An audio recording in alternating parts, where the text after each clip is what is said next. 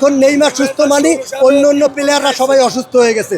Neymar সুস্থ হওয়া মানে অন্য বিশ্বকাপে যে প্লেয়ার যারা খেলতে আসছে তারা অসুস্থ হয়ে গেছে। আজকে গোল ভেনিজুয়েলার জুনিয়র দুইটা করেছে, আর একটা হলো আমাদের জুনিয়র, ওরে বলা হয় ভেনিজুয়েলা জুনিয়র।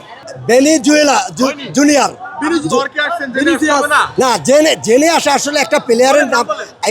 আমি বলি এই প্লেয়ারগুলো নাম আমরা কিন্তু সবসময় মনে রাখি না, কারণ হলো কি, অর্থাৎ এদের নামগুলো হয় একটু কমন নাম না, কিন্তু অর্থাৎ কমন নাম যেহেতু না, তাহলে ওই নামগুলো কিন্তু আমাদের সবসময় মুখস্থ থাকে না।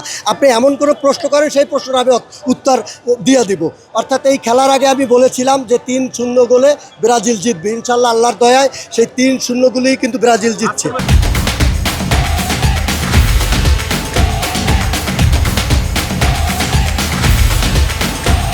আজকে ম্যাচের অধিনায়ক ছিল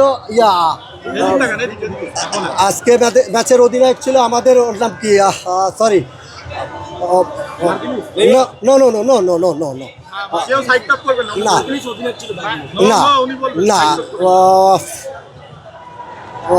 সরি, সরি, আসলে থ্রি পিচ যারা বলে এইটা তাদের ব্যক্তিগত মত। থ্রি পিচ বলতে আমি কিছু বুঝি না।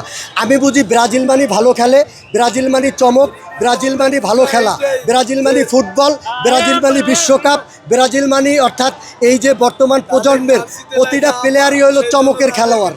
অর্থাৎ ব্রাজিল না হইলে ফুটবল হয় না, ব্রাজিল না হইলে খেলা হয় না। আর এখন নেইমার সুস্থ মানে অন্য প্লেয়াররা সবাই অসুস্থ হয়ে গেছে। নেইমার সুস্থ হওয়া মানে অন্য বিশ্বকাপে যে প্লেয়ার যারা খেলতে আসছে তারা অসুস্থ হয়ে গেছে, তাদের চোখে ঘুম নাই। কারণ হইলো আগামী এই বিশ্বকাপ ইনশাল্লাহ এই ব্রাজিলের হাতে নেইমার তুলে দিবে।